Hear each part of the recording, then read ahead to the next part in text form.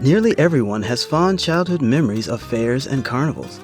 The junk food that we are allowed to eat, the rides that our parents inevitably learn to take us on before feeding us all that junk food, the lights, the colors, the fun games that cost our parents more money than the foods and the rides combined. It is all made for kids, and kids were made to have fun. At least that's what we all thought when we were kids. I was no different. I loved it all. As a kid, I was sure that our local fairs and carnivals were made specifically for me. When I saw the signs advertising the upcoming events, I would hound my parents incessantly. It was essential to do that, on the off chance that they might forget about taking me, as if they ever could. My favorite times to go were when my Aunt Bibi was around to take me. Aunts are like moms, but they are cooler. They enjoy spoiling us and doing things that moms don't always do, like going on crazy fun rides and adventures. And I have to admit, I was very much aware that there was a lot I could get away with my aunt than with my mom. When I was 10, I was confident that I was cool enough to go on the scary rides that Bibi loved so much. I was nearly as tall as she was. That also made me see her as cooler than my mother. Bibi was kind of like a kid to me, but one with infinitely more opportunities for coolness than someone my age. One such time when the fair came to our town, Bibi was, in fact, available to take me. I called her to let her know that the festival was in town and that I was interested and available to go with her should she want to take me. I knew that she would. Bibi loved doing things with me, and it was extra great because Ernesta was too small to go on the rides that Bibi liked, which meant that she and I had special Bibi and J time. This time, we decided to go on rides, then get something to eat, and Bibi agreed that I could play 2 games. She didn't like the games that they had at fairs. It was one of the few things that she totally agreed on with other grown-ups. We went on 3 rides, hooped and hollered with joy as we spun and whirled and jerked around. Bibi helped me walk when I was dizzy after the rides. Bibi also discussed how science was important because engineers were important in the creation of amusement rides. Bibi always knew such cool stuff. And then she suggested that we go on another ride, the Zipper. I called it Death in a Cage. We would be strapped into a little cage on a giant wheel with other little cages, and then the wheel would spin us around and upside down. There were other rides that Bibi wanted to go on. Ring of Fire. This one was basically like an upside down roller coaster. It went back and forth and upside down. I called it Ring of Death. The Stinger was another one that she wanted to take me on. I said no thank you to those. Bibi didn't push me to go on them. She didn't force me to go on something that frightened me. She didn't even make a big deal out of it. I was also able to talk Bibi into going on my favorite ride, the Scrambler again. We took a break and had our dinner of cheese fries and other junk food that seems to taste so good at a fair. We discussed the rides, which ones I might go on, and which ones I really had no interest in. We also discussed which games I would play. Bibi said she would pay for 2 games. I attempted to negotiate more. 2, that's it, no more, Bibi said. Those games are expensive, and you rarely get anything out of them. She was firm, but I knew I would be able to finagle another game or 2 out of her. We played 2 games. One was a plate-breaking game. The other was throwing darts at balloons. I won a green alien toy. Bibi agreed to go on the Scrambler yet again. I felt confident to request another game or 2. As we were walking to get a lemonade, I again broached the possibility of another game. Bibi, can I try that one? I asked nonchalantly as I pointed to another balloon game.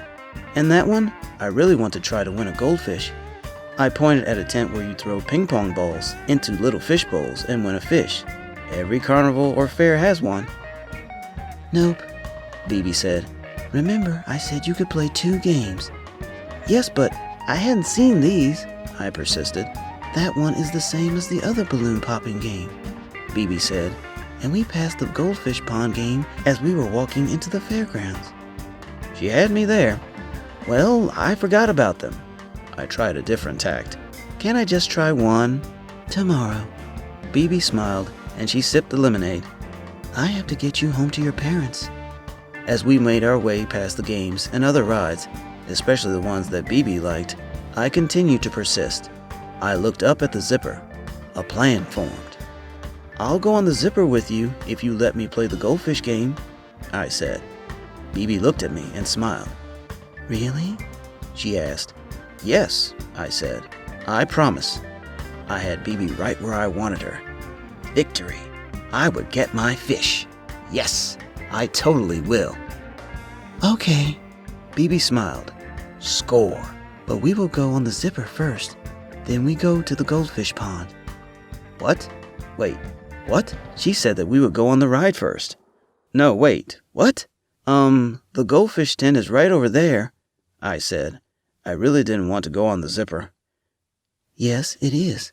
It's really close to the zipper, which is right here," Bibi said. "It will be just a quick walk over there when our ride is over." Bibi seemed genuinely excited and happy that we were going to go on that horrible death machine. "I can't wait to see what fish you will win." "Let's go get the fish first," I suggested in a very reasonable voice.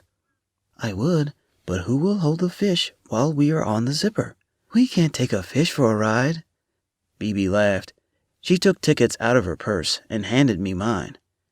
"You know, I don't feel so good," I said. "I think I ate too many fries." "Oh, you poor thing," Bibi said. "We can go tomorrow. It's no problem." "But the fish," I urged.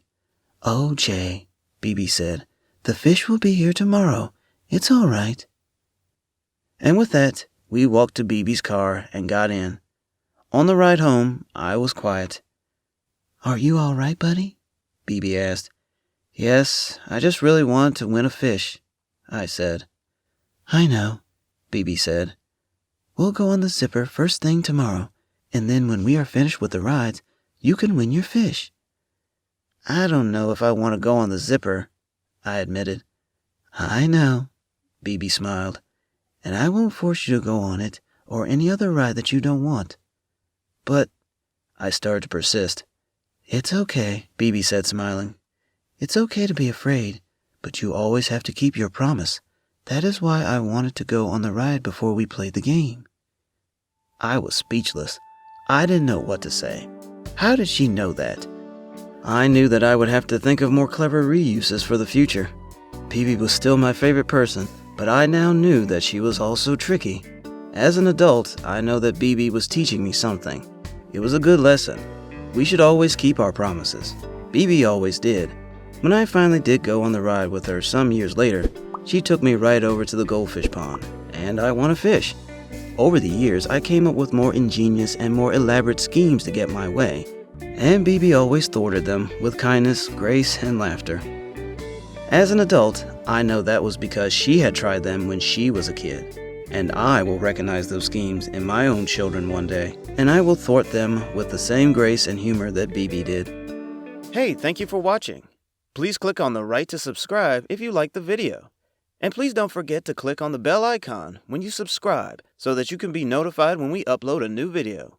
Watch more videos on the left, including our playlist. Thank you.